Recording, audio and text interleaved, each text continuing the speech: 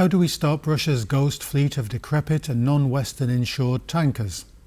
Look on a map of the Baltic Sea. The narrow waters can be sealed, thus strangling Russian exports. It's a bit of a squeeze, and Russia knows it. Will or should the Baltic become NATO's Mare Nostrum? Join me, Jan Darasz, for How We Got Here. Denmark and Sweden are seeking ways to limit the presence of Russia's shadow fleet on their territorial waters and exclusive economic zones. A group of outdated vessels smuggling oil, referred to as the Shadow Fleet, allows Russia to circumvent Western sanctions, especially the price cap mechanism. Prior to 2022, sales of oil and petroleum products accounted for approximately 40% of the value of total exports from Russia and provided it around 30% of budget revenue. In response to Russia's invasion of Ukraine, the EU, G7 and Australia implemented an unprecedented global price cap on Russian oil of $60 per barrel. Initially, the mechanism succeeded, reducing total revenues from the sale of oil and petroleum products by around 30%. However, the mechanism's effectiveness was dismantled by the Shadow Fleet, which, by transporting oil at a price higher than the cap, led to an almost complete circumvention of sanctions. In February 2023, the fleet was responsible for 40% of oil transport, a year later for nearly 80%. The fleet largely consists of vessels, the ownership structure of which is complicated and unclear. Most are associated with companies from the Middle East and Asia, often without any experience in the oil market. What is more, the Shadow Fleet's units are old and heavily worn. The ships do not undergo regular maintenance and repairs, which greatly increases the risk of their failure. Experts estimate that more than 83% of the fleet is at least 15 years old, with the average service life of tankers being 20 years. Given the age of the vessels and the lack of proper maintenance, risk of an ecological disaster occurring is high. Moreover, concealing location increases the risk of maritime collisions. Due to the shape of export routes, these threats mainly concern the Baltic Sea, especially the Danish Straits and the Mediterranean Sea. The fleet also drives money laundering and supports criminal, smuggling and terrorist activities.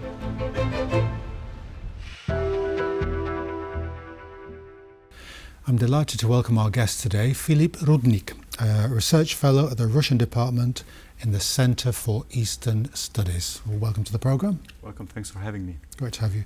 Let's define what the ghost fleet actually means, just in broad terms. Ghost fleet or shadow fleet, as in media we are encountering various terms describing it. These are vessels which are engaged in some sort of illegal activity, meaning that they carry goods. In this case, it's mostly oil or fuels. They carry those without an involvement of the Western entities, and with that, we need to be aware of the fact that they can carry that crude that should not be exported because of the sanctions regime, or those ships, in order to circumvent the sanctions, have illegal or invalid insurance. They are pretty often very old, rusty and dilapidated, hence they can they pose an environmental threat. Or also the structure of ownership of those ships is very obscure and hard to track. Therefore, we do not really know who owns those vessels, who owns those ships, meaning that it's hard to ascribe any kind of liability when something happens to those ships. It seems in this day and age of computers and technologies, not knowing who owns a ship rather, is a very strange thing to say. Of course, but I mean, of course that anyone can check the official ownership of any kind of vessel which is registered and tracked by the international GPS system. But on the other hand, if we are digging deeper, trying to look who is that company that owns the ship, owns this vessel, it might turn out that this is a shell company registered, I don't know, like some months ago. Therefore, it is, and this company is owned by another company, and the chain goes endlessly. Yes. Really. Plus, at the same time, we need to remember that some of those ships, which are the most dangerous or the most raw, then we need to be aware that some of those ships, they are just switching off their transponders in order to conceal what product they carry. Yes. I mean, it's the thing that the Allies found in the Second World War. It's very difficult to track a submarine because we seem to underestimate just how vast even a fairly small sea is, the Baltic and the Black Sea. Are these two areas where these ghost ships actually come from in the main, or are there other ports that they use? How does this transfer of oil take place? When it comes to the Baltic Sea, and I think this is the most notorious one, because as you rightly mentioned, this is a relatively small and shallow sea, so we can track and we can see what kind of ships are transiting this Black Sea, this Baltic Sea, and plus we have the Danish Straits, so that remains a entry point when we can see virtually and physically like every ship that goes through that. But we need to be aware of the fact that even though that the Baltic Sea is small, its share when it comes to Russian exports of oil and petroleum is relatively vast, because from like it depends month to month, 30%, 30 up to 50%. Yeah. So cutting off this route would significantly harm Russian revenue stream. The same concerns Black Sea when they have one big port, one big oil terminal that exports oil through Bosphorus to another customers. While when it comes to the Pacific Ocean, they have only one big terminal. They're trying to expand the infrastructure there, but it will take time and money. Yes. Let's concentrate on the Baltic for our discussion today. How it seems to be a simple job to block, for Denmark or Sweden to jointly block these shallow straits. Is that the case, or is there a maritime legal loophole that Russia can get through? I mean, there's a maritime legal framework to not block any kind of ships which apply to international standards. The problem with the Russian shadow fleet, with the Russian ghost fleet, is the following: that you have a relatively vast array of shades of gray.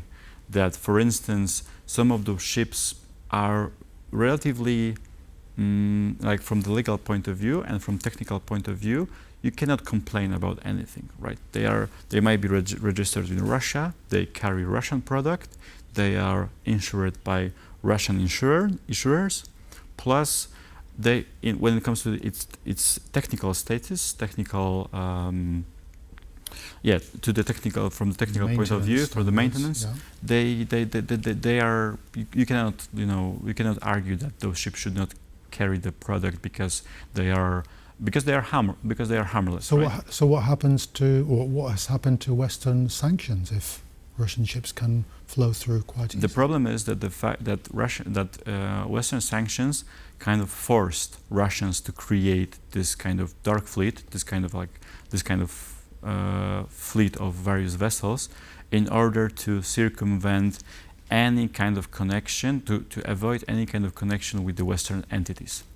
And that's when the shadow fleet kicks in, because the supply of tankers is big, but on the other hand is quite limited, right? I mean, so they had to buy rusty, dilapidated tankers in order to in order to allow its exports to flow. Because how many did they buy of these? it's hard to estimate, but recent reports say that when it comes to those, when we are considering only dilapidated tankers that should not carry the product because there might be a leakage, an oil spill due to their poor maintenance and the age of those tankers, the number is estimated to around 400, 500. Okay. And some of those, majority of them, transit through the Baltic Sea. And we have already one confirmed case when the oil tanker, I think it was registered in Panama, hit another vessel near the Danish Straits. Fortunately, there was no oil spill, but nevertheless, it shows that there is a growing threat from these tankers because of the fact that not only of their age, not only of their invalid insurance, because it turned out that this tanker its insurance was invalid, but also because of the fact that pretty often the crew of those ships is inexperienced and does not know how to operate in very narrow straits. Okay, well, we've got two NATO countries guarding these straits, Sweden and Denmark. What's the NATO response? Or does NATO have a policy? No, right now the whole conversation is being held by among Baltic states, among all those states who have a coastal access to the Baltic Sea, and since those ships go through through Danish and Swedish waters, those are countries that are actively discussing the possible countermeasures when it comes to cutting off the access to those ships. But for now, the discussion evolves around a possibility to inspect some of those vessels in order to show the Russians and show also the ship owners that the recklessness is not welcomed in the Baltic Sea. But we haven't seen any real response yet in that terms. It's only a matter of discussion right now. Question of willpower rather than technical power. Yeah, I think it applies to the whole discussion about the sanctions, the whole discussion about cutting off or decreasing the stream of revenues for the Russians. It's a question of determinants on the side of the West, because every time we are discussing the additional measures to limit the oil exports of the Russian Federation, then we have a backlash or like a counter argument that any kind of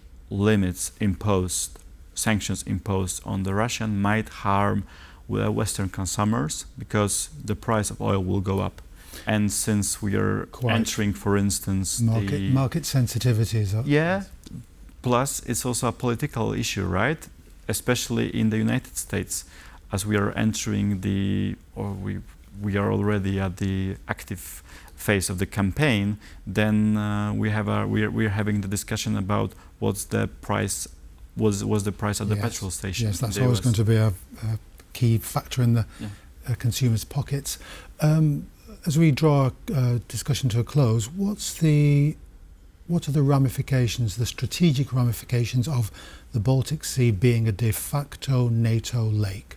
You mentioned the powers around the sea have a say in how Russian shipping goes through. So they're all NATO countries. How does that alter the balance of power? Will Russia try and force these ships through? Will try and provoke NATO even more in the area? That's a very good question, and I think it's hard for us to predict what will be the Russian response. I think if the response would be to inspect some of those vessels that carry Russian crude, then the response might vary depending on the status of those ships. If, for instance, NATO countries, the Danes, for instance, they would want to inspect vessels which are registered, for instance, in Gabon or in Panama, and they do not have a straight link to the Russian companies, then I think Russians would allow them to do it. The question, but the response might be different if these inspections will concern Russian ships or Russian ship owners. Then it might be a different. But as you pointed out, the security aspect of the Baltic Sea being de facto NATO lake, then it's also very important to not forget that beside putting aside the fact about those vessels carrying Russian crude, then it's also an open question. It's also a thing to consider that those ships might be involved in a spy activity at the Baltic Sea. And since we have seen a very mysterious things happening with gas pipelines in the Baltic Sea, and I'm not mentioning only Nord Stream, but also Baltic Connector linking Finland and Estonia, then I think the awareness of that transit and the awareness of the threat that comes with it, I think it should be considered. Yes, ships dragging their anchors and cutting internet connections, all that stuff. I suppose we have to also imagine one day an accident's going to happen and there are going to be millions of tons of crude oil on an already polluted Baltic Sea. So Filip Trudnik, thank you very much for coming onto our programme. Thank you, it was a pleasure. That's all we have time for today. Do join us next time for How We Got Here.